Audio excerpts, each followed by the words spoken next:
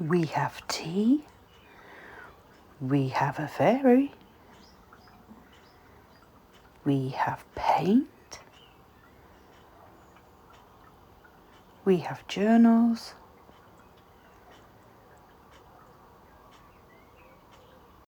We have dolls' houses, dioramas and miniatures. And of course, we have stitching.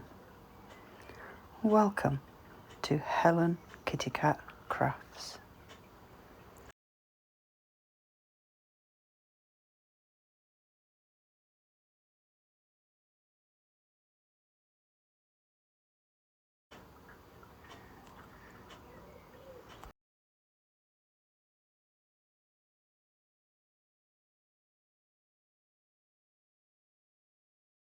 Hello, and how are you? Gosh, welcome to my chateau, DIY my chateau, part 14.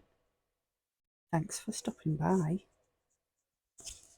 If you remember, we just finished painting the tree and the side of the house, and we needed to let it dry. So we've come back and we've decided to add a few different colours of paint just to add a little bit of 3D to it.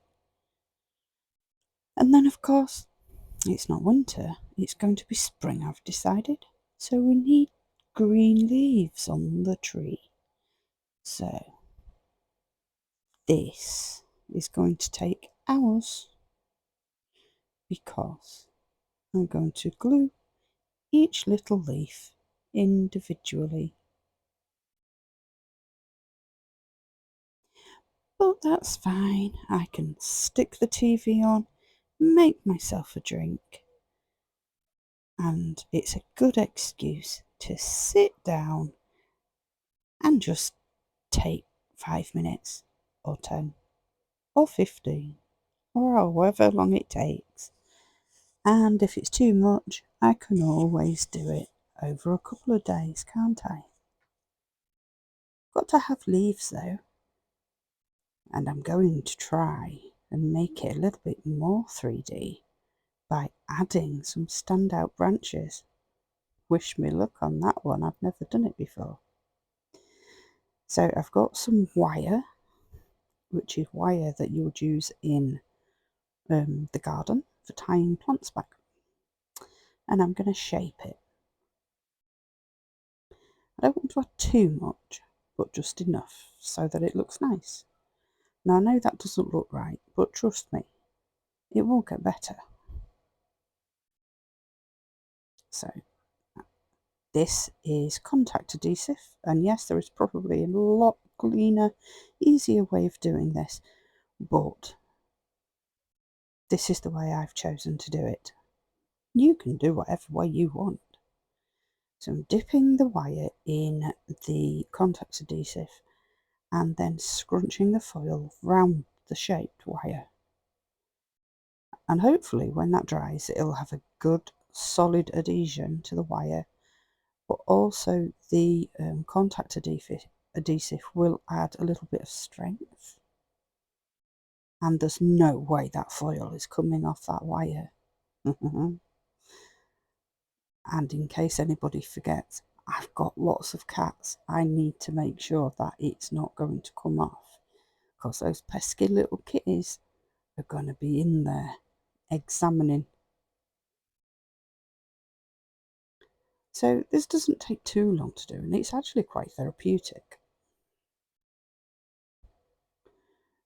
And even when the foil is on, you can still bend the wire if you take it out of shape, or if you decide you want a different shape. I tried adding the foil to the actual adhesive and then putting that around the wire. I'm not quite sure which was easier, to be fair. I don't think there was a lot in it. I wouldn't say either way was the greatest way, but at least it's not hot glue.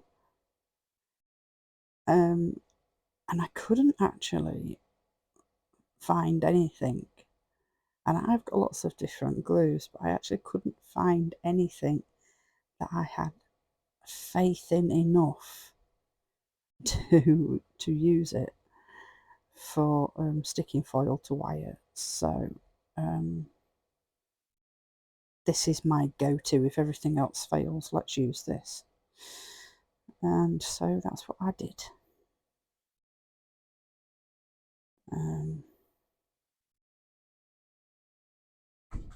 And just keep going and going and going, and eventually the branches appear. I know they're going to need painting, but that's fine for now. We'll let them dry off, and then once they're nice and dry and in the shape that I want and all the foil is stuck, then I'll paint them up to match the tree trunk.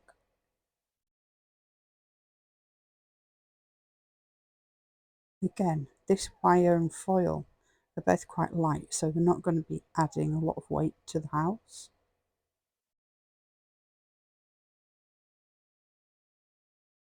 It won't take long for these to dry. I kind of like the 3D texture that the foil makes. It does actually look surprisingly bark-like. I know people have used egg cartons. I prefer egg cartons for like roof tiles and wall stone. Oh, everybody's different. And I'm sure you've got a technique of your own that works equally as good, if not better, than the way I've used. I just like a good old excuse for making a mess, really. Any else excuse to get my hands dirty. And there we go, wrap it up again. If you wanted to, you could use coloured, not foil, but things like, you know, like you get on sweet wrappers. I'm thinking of Christmas sweeties here. You get coloured foils on them, don't you? You could, if you wanted to, use those, but you'd actually need quite a bit. This branch kind of reminded me of the Loch Ness Monster. I don't know, it's just the way that I've done it. I've not done it in any particular shape because it'll get tweaked again anyway. So here we go. Let's add some more leaves.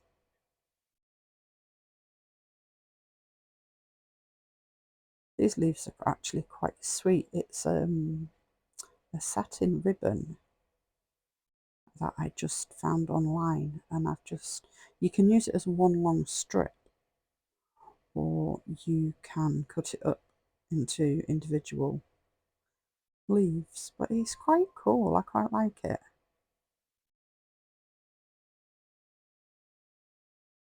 Make sure it's pressed in, and again I am using contact adhesive to stick it. If I didn't have cats, then maybe I would have used maybe the Beacon 3-in-1 or something. So the branches are finished. Load them up onto the painter and then paint them all. And look at my tree. I have skipped out a little bit of video just because I'm sure you don't want to sit and watch me attach 100 different leaves one by one. That's not it's not entertaining. So I've cut that little bit out. This is me just touching up the paint on the branches to make sure they match the tree trunk. And again, I'm using that really deep dark chocolate brown, which is such a rich colour, and it's just beautiful. And then we're adding a little bit of, I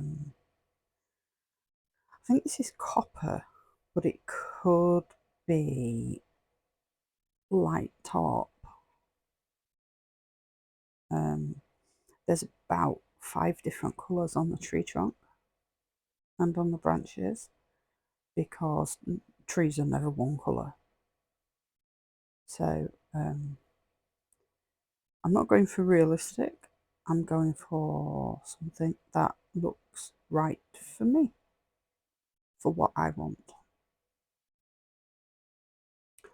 I love this.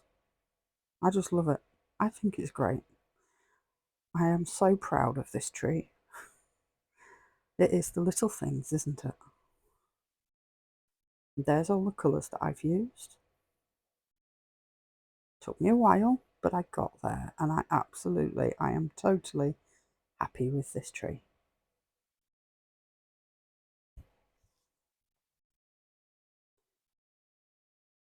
Even the way that it winds up and where the leaves are and all the different shading on it, I'm just happy with it.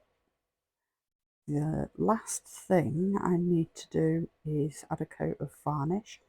I've used all acrylic paints on the tree, and they do tend to be quite shiny.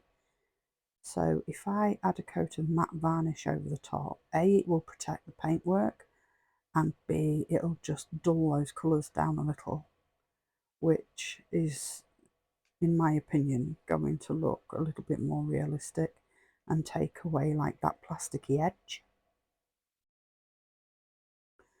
And the varnish I've got is, I think it's Winsor & Newton, and it is a crafter's varnish, matte varnish,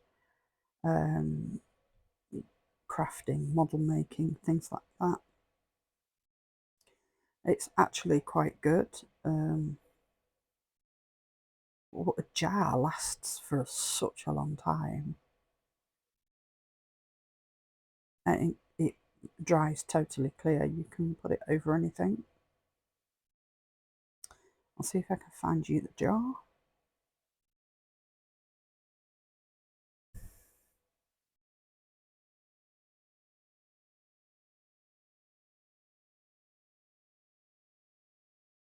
One second.